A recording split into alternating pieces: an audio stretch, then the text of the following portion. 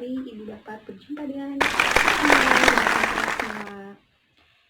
Sebelumnya, perkenalkan kembali, nama Ibu adalah Nur Septia Anggia Santi. Kalian bisa memanggil dengan Ibu Santi. Kita akan belajar mengenai tema 7, subtema 1, yaitu perkembangan teknologi produksi pangan pada pembelajaran 1. Nah, sebelum memulai pembelajaran, adik-adik patut bersyukur atas segala nikmat yang telah Allah berikan kepada kita. Seperti mata kita ini diberikan oleh Allah, cantik, indah, dan sehat. Untuk apa? Untuk melihat semua ciptaannya. والحب ذو العصف والريحان فبأي آلاء ربكما تكذبان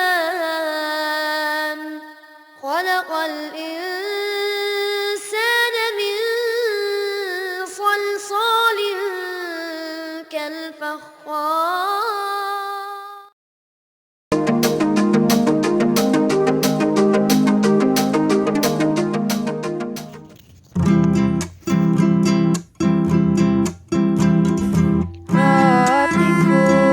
Persegi empat, kulitnya berwarna coklat, kututup rapat-rapat supaya tidak dimakan lalat. Rotiku persegi empat, kulitnya berwarna coklat, kututup rapat-rapat supaya tidak dimakan lalat.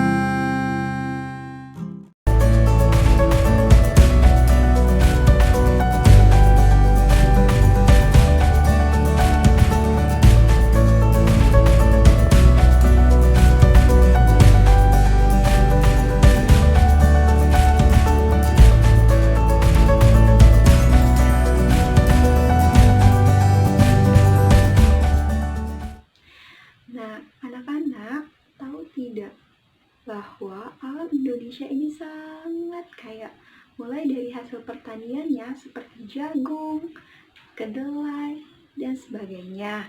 Kemudian hasil peternakannya seperti telur, daging, dan sebagainya. Nah, semua itu merupakan bahan pangan yang biasa kita konsumsi sehari-hari. Tetapi hasil pertanian dan peternakan itu tidak dapat bertahan lama sehingga cepat membusuk dan makanan itu mudah dibuang. Lalu bagaimana agar makanan itu tidak cepat membusuk supaya tidak kita buang? Nah, karena itu diperlukanlah sebuah teknologi produksi pangan. Sebelumnya, Ibu telah menjelaskan apa itu teknologi produksi pangan. Sekarang kita akan membahas mengenai jenis-jenis makanannya. Yang pertama, di sini Ibu memiliki tempe. Nah, tempe ini merupakan bahan pangan yang sering dikonsumsi oleh masyarakat Indonesia. Tentunya, Ibu juga menyukainya karena tempe ini mengandung protein yang cukup baik untuk perkembangan kita. Adik-adik juga tentu sering memakannya ya. Tempe ini merupakan hasil teknologi produksi pangan. Selanjutnya, setelah tempe, contoh kedua yaitu adalah roti. Nah, ini dia contoh roti. Roti ini merupakan hasil dari teknologi pangan juga yang dibuat melalui hasil dari fermentasi. Tetapi dalam pembuatan roti ini berbeda dengan tempe. Pada pembuatan roti ditambahkan ragi. Selanjutnya kita akan bahas mengenai manfaat apa saja dari hasil teknologi produksi pangan ini. Di antaranya itu adalah yang pertama, untuk meningkatkan kreativitas produsen. Kemudian yang kedua, untuk meningkatkan nutrisi pada makanan. Yang ketiga, untuk mengawetkan makanan. Yang keempat, untuk menghilangkan penyakit dari makanan tersebut. Dan yang kelima, tentunya untuk mengurangi kerugian daripada sisa bahan makanan. Seperti itu. Nah, sekarang Ibu memiliki tugas untuk anak-anak semua, yaitu untuk membaca teks dari produksi teknologi pangan tersebut yang terdapat pada buku siswa.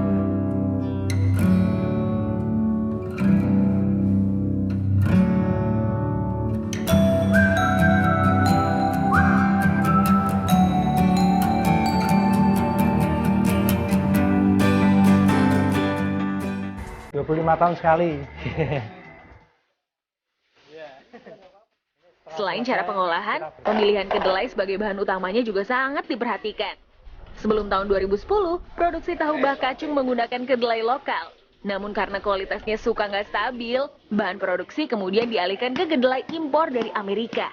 Selisih harga yang cukup mahal nggak jadi hambatan besar, karena kepuasan pelanggan yang harus diutamakan. Pada hari biasa, setidaknya 1 kuintal kedelai diolah menjadi tahu. Namun pada saat tertentu, seperti hari raya dan libur panjang, produksi ditambah hingga 4 kuintal per hari. Sekilas, proses pembuatan tahu bah kacung memang tak jauh berbeda dengan proses pembuatan tahu di tempat lain. Kedelai dihaluskan setelah sebelumnya direndam selama kurang lebih 6 jam. Bubur encer putih hasil penggilingan, kemudian direbus hingga terpisah antara ampas dan susu kedelainya. Selanjutnya, susu kedelai perlahan akan menggumpal setelah diberi cuka. Dalam proses ini, wujud tahu sudah hampir terlihat.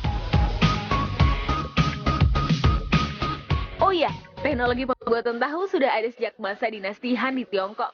Kira-kira 3.000 tahun yang lalu lah ya. Penemuan ini dengan cepat menyebar sampai ke Indonesia. Konon pertama kali dikenalkan di Kediri pada tahun 1292 oleh tentara Kubilai Khan. Jadi nggak heran lah ya kalau Kediri menghasilkan tahu yang begitu istimewa. Nah, adonan yang menggumpal kemudian dimasukkan ke cetakan lalu dipres untuk memastikan tahu sudah tidak lagi mengandung air.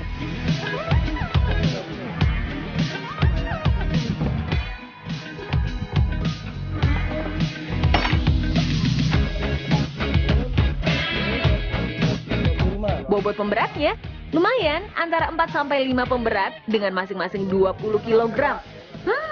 Semangat ya Mas Bro.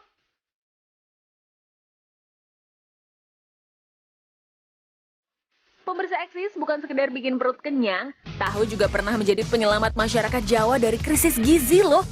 Akibat kebijakan tanam paksa pada abad ke-19 oleh Belanda yang menguras semua hasil bumi, membuat masyarakat pribumi kesulitan untuk mendapat bahan makanan. Saat itulah tahu muncul sebagai panganan alternatif. Terakhir, tahu siap dipotong. Proses ini menjadi perjalanan terakhir untuk tahu putih ya.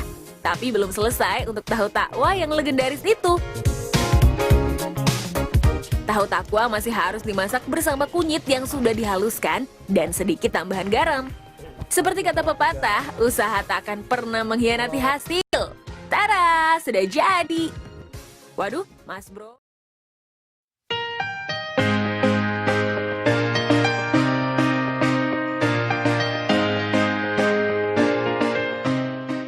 Nah, setelah tadi kalian menonton video proses pembuatan tahu, coba perhatikan dengan baik. Perhatikan dengan seksama kain putih besar, panjang, dan lebar yang terdapat pada proses penyaringan untuk mengurangi kadar air pada tahu.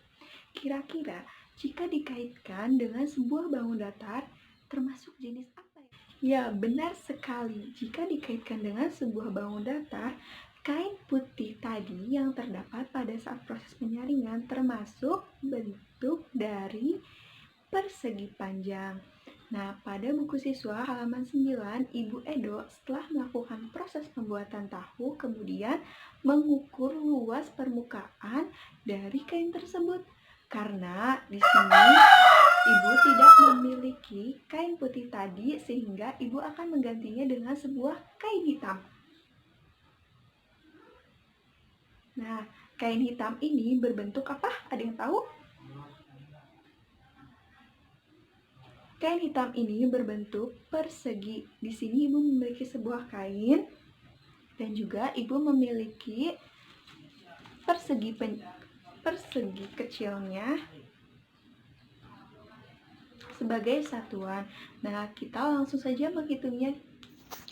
Nah, di sini Ibu sudah punya kain hitam, kemudian ada persegi kecilnya. Nah, persegi kecil ini sudah Ibu tempelkan double tip untuk menempelkannya nanti di kain hitam ini. Ayo kita buka. Kita tutupi semua kain hitam ini. Nah, kita anggap persegi kecil ini sebagai satuan. Kita tutupi dulu ya kain hitamnya sampai tertutupi. Kemudian kita hitung. Nah, setelah tertutupi semua oleh satuan persegi, kita hitung ya perseginya. Yang kecil ini ada berapa? 1, 2, 3, 4. Nah, kemudian kita hitung ke sampingnya ada berapa? 1, 2, 3, 4. Nah, ke samping 4 dan ke atas juga 4. Sisi dan sisinya itu sama-sama memiliki 4 satuan persegi. Jadi, jika dijumlahkan semua ada 4 kali 4 sama dengan 16 satuan persegi. Yeay! Nah, anak-anak, begitulah perhitungan atau cara mengukur luas permukaan suatu bidang untuk satuan tidak baku. Nah, untuk satuan bakunya menggunakan sebuah rumus. Sampai sini ada yang ingin ditanyakan? Jika ada yang ingin ditanyakan, main dibahas ini. Nah, dari pembelajaran yang telah kita lakukan, kira-kira hari ini kita telah belajar apa saja ya? Lalu, setelah pembelajaran selesai, kira-kira nantinya kalian ingin mempelajari apa lagi ya?